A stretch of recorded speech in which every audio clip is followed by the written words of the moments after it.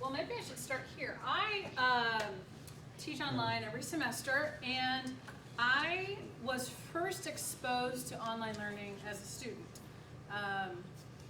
Some of my master's level coursework was sort of what we would call a hybrid approach here, but my doctoral coursework was very much online, and I went to an institution that prides itself on online learning, and so I felt just even being a student and then having my background as teacher education, I was doing the work as a student and getting that experience, and then also as a teacher, kind of analyzing best practice and what they did. My goal, I think like Angeline's, is really to have student engagement in my classes. Online learning is not independent study. It is not, read some information and take a test. It can be really powerful. It is, as she cited Vygotsky, I could probably talk to you all day about learning theory because that's what I do because I'm a nerd like that. But, Facebook, Twitter, Instagram, all this social, social technology we have going on is really about us interacting with one another in non-face-to-face ways. And online learning is also about that. So when I build my courses, I'm always thinking about how can I make this social. There's a lot of learning theory tied to, like she cited, Vygotsky, constructivism, that talks about how we don't learn independently. We learn from one another and with one another. So I think it can feel like you're not when you're just sitting in front of a computer screen. My goal is to create more interaction with students. So I had an idea last fall, and I thought, well, maybe instead of just doing because I have a discussion post and they have to log in and read the syllabus and that first week kind of thing, make sure they're engaged in the course, see if they have any questions about getting started. Why don't I try making a video? Because I personally use YouTube all the time for stuff. I use it when I want to learn about something at home. I use it I find movies that I watch a lot of stuff from the BBC, and sometimes we can't get that in America, so I find it on YouTube. I also use it in my teaching. I love now, instead of having to buy videos, we can pull them up as hyperlinks. I was always taught that as long as it's a hyperlink, we're not breaking any copyright infringements if we load them into our online classes. So this spring, right as the semester started, my husband has a really, really nice Macintosh at home. I don't know why I let him have the nicer computer. I'm teasing. It's really nice. He used to do graphic design. I was like, well, I'm going to make a video to introduce myself and kind of go through my course expectations. And so they see me. So maybe I'm less intimidating and I don't seem like I'm this crazy professor. I mean, they don't know me from Adam or Eve. Sometimes I get referred to as he. Has anybody had that experience? Because they just see your last name, they don't know. Or my name's Erin. That can be a guy's name or a girl's name. So, they don't know who I am. So to warm the class up, help them out, I decided to make a video. I did it at home. I used my husband's Mac, but you could use really any computer with a camera. It turned into an all-day process. I will be honest with you. I thought it would take me a very short amount of time because in the past I had done Jing, it's a software piece you can use and you just speak and it shows computer screen, and I thought, it'll be simple. Jing videos, they don't take that long. Well, it turned into, I had lighting going on. It was hilarious. I had different lamps on my face because I looked terrible on the screen. I put a filter and I was like, I cannot show my students my face like this. This is awful. It looks scary. My husband came in and he got involved in the process because he really likes this kind of thing. So I ended up downloading a $20 piece of video editing software. I learned how to cut video. So it took a long time. I liked the outcome. I'm sure if I did it again, I would make changes.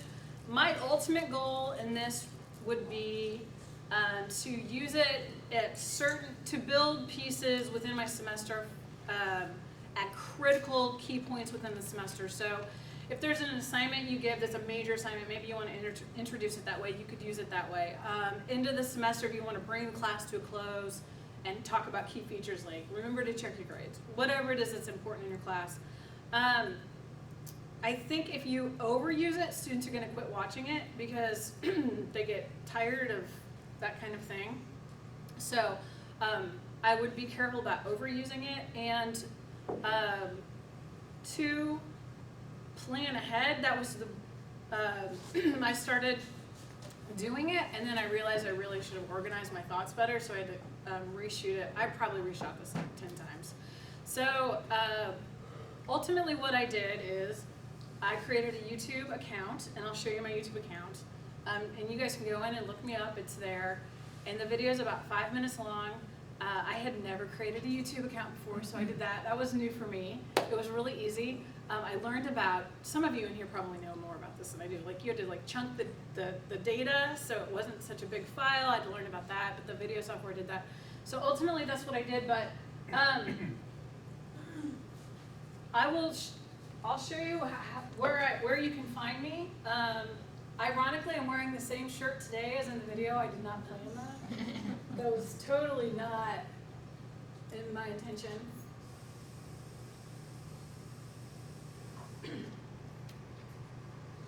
Did it log me in as?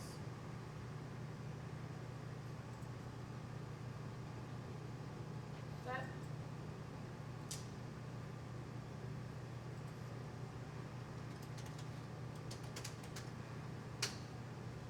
Okay, so there I am. I can log myself in. You can see my house. My cat walks through at one point in the video because we have way too many animals at my house. We had to cordon off my daughter. I have a daughter who's 3. She wanted to come in and help.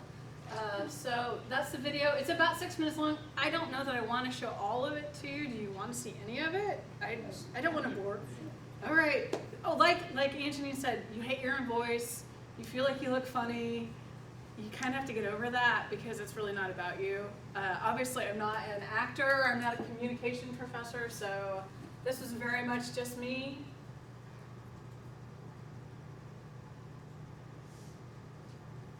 I learned how to do that. I've never made that before, that front screen. Hi, everyone. I am Dr. Landers. Welcome to my online class. I am so excited that you are in my class this semester, and I look forward to helping you with the learning process. I want to take some time today and talk to you about our course. More specifically, my general course expectations, how to communicate with me, and what I am looking for in discussion notes. This is my first ever video blog, so I am trying something a little new this semester with my students. I'm hoping that helps you feel less disconnected with me, and it's also nice if you're somebody who comes on campus, you'll know who I am. Please, at any time, if I don't see you face to face, stop by, introduce yourself. My office is in L103, and I typically teach in L121. So I just kind of broke it up in post-production. Let's talk about what I'm looking for in this course and what I'm looking for in my students. Online learning is obviously a different way to learn than more traditional learning formats. It puts a lot of responsibility on the learner to make sure they're constantly engaging in a course and paying attention to course expectations and guidelines and deadlines and all of that stuff. So here's how I run my online courses. I open up a folder every week, and in that you're going to have all the assignments, the reading materials, the supplemental materials. There will typically be, that would be my cat, just to say hi. There will typically be a discussion post or an assignment. What I recommend is each week on Monday, you take a look at the course, you see what's in there, what's due, when it's due, and come up with a game plan on when you're going to do everything. You may find that you need to go read some things or watch some things and not engage in posting homework until later on in the week.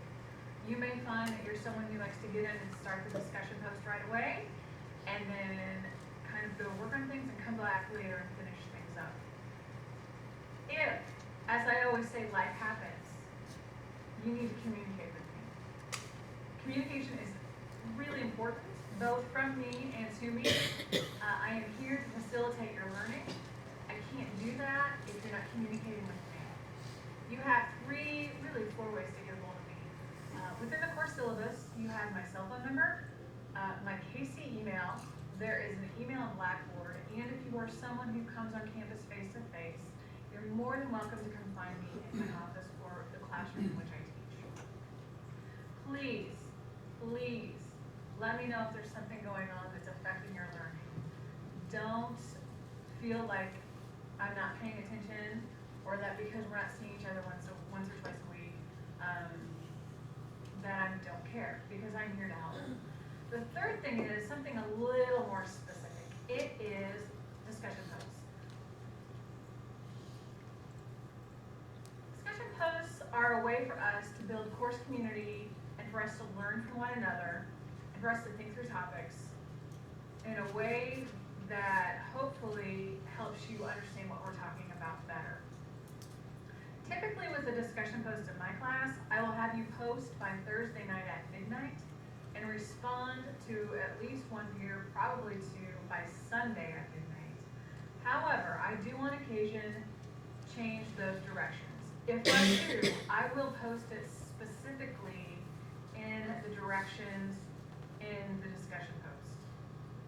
I expect you to act professionally within the course at all times. What I mean by that is you are respectful of your peers, you are not disrespectful of their ideas. If you do not agree with someone, you need to learn to frame it in a way that is positive, respectful, and professional. I typically don't have trouble with this, but I just like students to know that ahead of time. The other thing to consider with discussion posts is that I'm looking for you to support your thinking. So it's not always just regurgitating information from the class, but showing me and telling me what you think and why you think it. If you can support what you're thinking and it's logical and it can be supported with facts or information from the class, typically that's pretty exciting for me. What I don't like to see in a discussion post is when you simply say, I agree, or yes, if it's something that really calls for a little more thinking. I will place into the course a rubric for the discussion post so you guys can take a look at it. If you have any questions, let me know. I will say from previous experience, I've been really proud of my students and generally thought they did a good job with discussion posts. So I look forward to reading your discussion posts, and I look forward to spending the rest of the semester with you. So have a great day. Thank you for sharing with me my first my first video blog, and I will see you soon. Thanks. Bye. Did you notice all the technology in back? My husband buys Commodores online and typewriters online. We do not have room in the house for all of that. But anyway. I have a question for you. Yes. You're pretty brave giving out your cell phone. Does most people in here do? I think that's a personal choice. I totally think that's a personal choice. I would never tell people how to manage that. I find I don't get a lot of calls. I get texts. I don't know how everybody else feels about it. I think if you want a stricter boundary and you say just use your office phone, that's fine. I feel like I'm juggling so much stuff that for me, it's just call my cell phone. And I didn't have a phone because my office is in the library. So when I made this, I had been put into just my classroom and they had not moved my phone yet.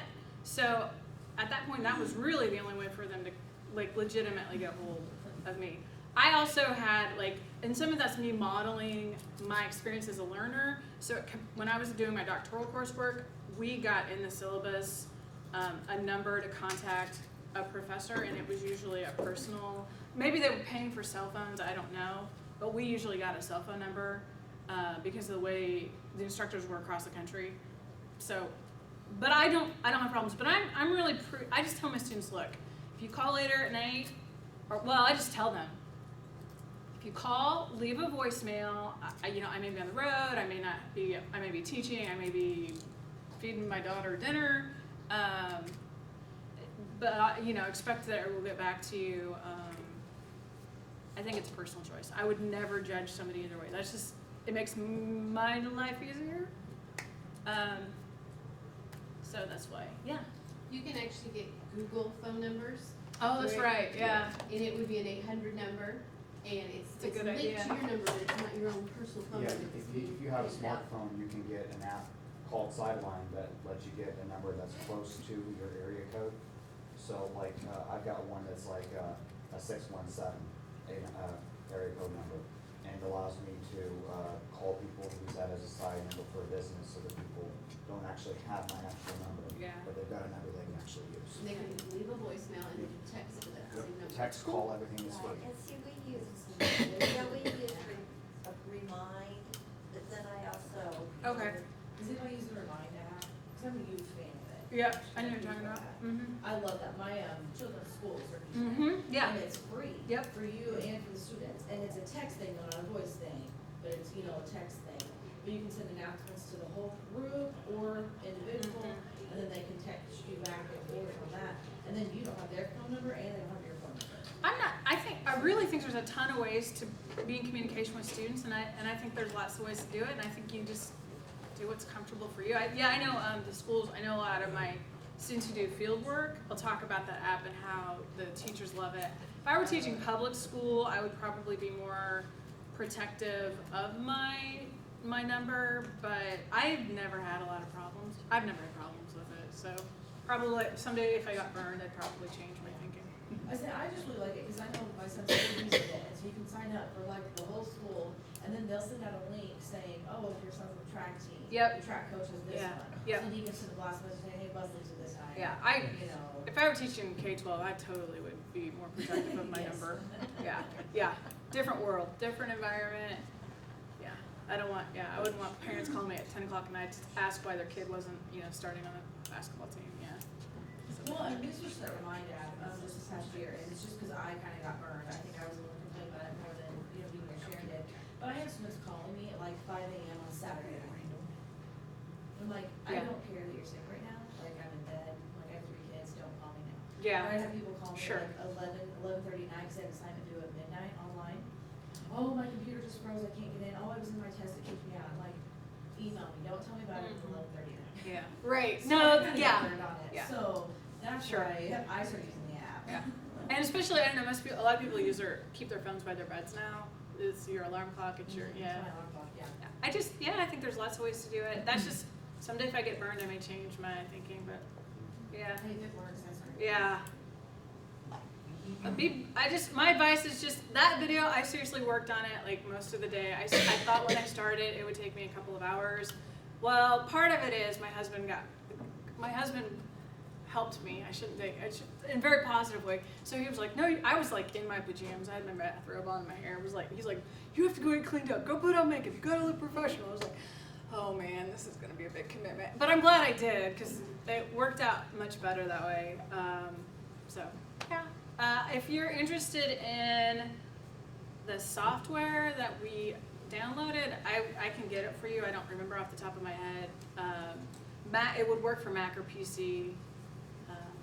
But be brave. Don't be afraid to try it. That's my big advice. Jump in. Don't be scared to try something new. That's my whole advice with online learning in general. I came from K-12 originally. Teacher ed's very traditional in a lot of ways. They don't like to change things unless it's really going to work because there's huge ramifications to constantly, jerking around 12-year-olds. So I was a little skeptical of online learning before I experienced it, and I was a total convert. I think it can be really powerful. It was something that I found very, very challenging as a learner and stimulating as a learner. But the thing is with it, you've got to keep the students, like Angeline said, you got to keep the students on track. They've got to be self-directed as well. If they think it's one of the things they can log in and twice in the semester and do a bunch of assignments, they won't do well. So anyway, that was my my video that I created, so if You might you. also just want to encourage people to call the distance learning office if they Oh, want yeah, to do this sort yeah. of thing for the assistance and I- support that they can provide. I would completely agree with that. I am one of those people that always likes to just do it themselves first and then see if I can try it on my own, because that's just kind of how I am. And, I mean, my husband's got this like massive Mac at home. I'm like, I'm using your computer, dude. Like, so, yeah, we had the technology home to do it. And the cat support. Surprised you didn't see a couple of dogs come in and out. I don't know how I managed to do that. And that, or seriously, like that was like the 5th reshoot when the cat came in. I'm like, I'm done.